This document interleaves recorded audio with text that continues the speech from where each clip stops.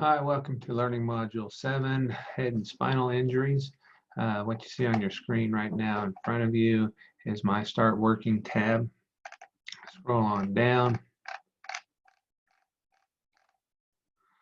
to Head and Spinal Injuries. Click on it. Now what you're seeing is my view.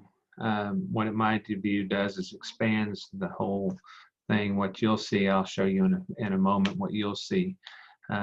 But once again, we have our standard head and spinal injuries PowerPoint. We have head and spinal injuries notes. These pictures show things that you should do, skull lacerations, not skull lacerations, scalp lacerations, excuse me. They tend to bleed like stuck pigs. I've seen people with blood running down their face like this right here. And once they got it cleaned up, it was a itty bitty cut that caused all of it. So if you see a scalp injury and you see a lot of blood, don't panic quite yet. Get it cleaned up and take a look at it. This picture here is a girl with a tampon up her nose to stop a bloody nose. It is something that we do use. There are commercially made nose plugs, but we do carry some tampons in our sports medicine kit to all the baseball and football games that we work. And we tend to cut them in half instead of leaving them full like this. And then we tend to cut the string off. That way it's not that obvious. This picture here shows a guy with something in his eye and running warm water over that eyeball. It's what you do for a foreign object in their eye. It's what you do for some chemical in their eye. The next thing is a video about how to assess for neck and back injuries. I'd like for you to watch that. It's from protrainings.com. We've seen a lot of his videos. And then we get to my least favorite thing in the whole world is concussions. If anything in the world scares me more than anything else, it's a concussion. And the reason why is concussion is a brain injury, and we really can't see outward signs of a brain injury. We have to rely on behavioral cues, can't get my words out. So this guy does a pretty decent job of explaining what a concussion is. Used to think that a concussion was a brain bruise. That's no longer the thought. The concussion is actually tearing of some brain tissue deep inside the brain. Even a mild concussion does that. I don't know if you've heard the old wives' tale, if you got a goose egg out here, that means the swelling goes out, not swelling going in. That's not necessarily true. You get hit hard enough to get swelling out, you can get swelling going in as well. So don't use that as a criteria for assessing for a concussion. Here next we have the SCAT, which stands for Sideline Concussion Assessment Tool. Sport Concussion Assessment Tool, excuse me, the 5th edition. I've attached a PDF here. And what I want you to do is print that PDF or open the PDF up and read through it yourself. This is something that we do on the sidelines whenever we have a head injury, whether it be mild or a major trauma to the head. We do at least portions of the SCAT-5, and I want you to see how difficult it is to do without a concussion. What I would like for you to do is, after you've read through it, get somebody in your family or your roommate and employ the SCAT. Ask them the questions, and then you give me 3 or 4 sentences, a paragraph of your impression of how difficult it was, how well they did, things like that. Next, there's a video. I really want you to watch this Preston Pliberidis story. It's about second impact syndrome after concussion. It's about a young man who sustained a concussion and was returned to play faster than he should have been, and sustained a second concussion, and now he's permanently brain damaged. It's a very sad story, but it's very compelling that you need to watch. It talks about second impact syndrome.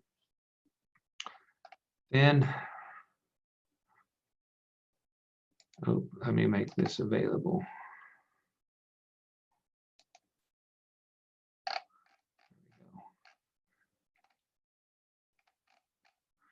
I have a head injuries quiz that I made on it.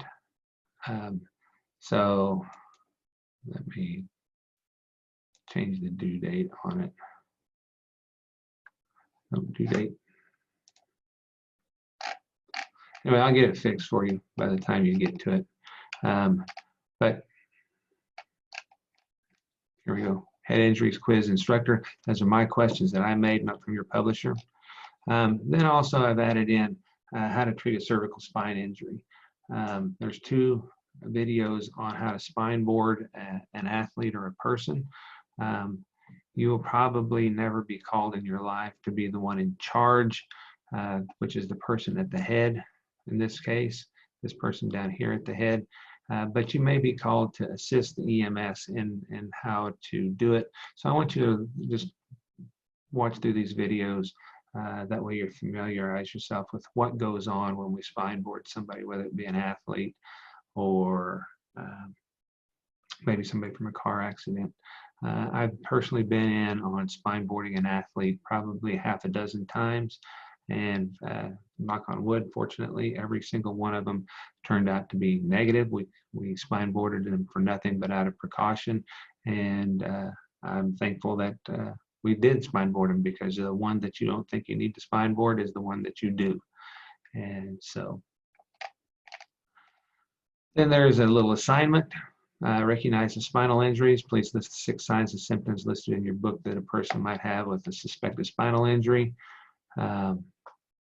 It's in both the 6th and 7th edition, so I'm looking for 6 signs and symptoms. I'm not looking for a bunch of stuff.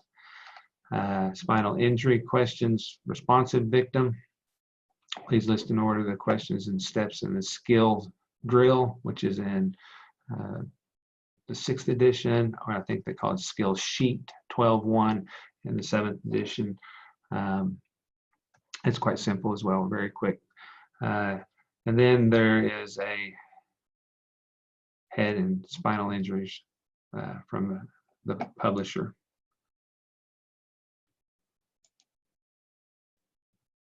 Oops. All right, sorry, I paused you there for a second. What I did was I went in and fixed the assignments so they will open up as I had said they would. I had messed up on setting of mine. Let me go into the mode that you'll look at. So this is the welcome page. Go to start working. Scroll on down. Learning module 7. Now, some of you have sent me some emails with a little bit of confusion. Each one of these things right here, there are 12 things within this learning module. You need to click on each one to get to the notes, to get to the video,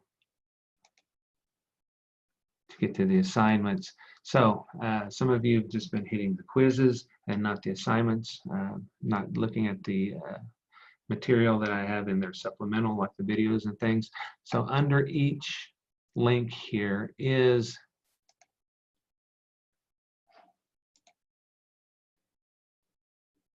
there's a head and spinal injuries from the publisher. So under each link is where you'll find the things that you need to do. So anyway, please mind the due dates, and we'll see you next week. Thanks.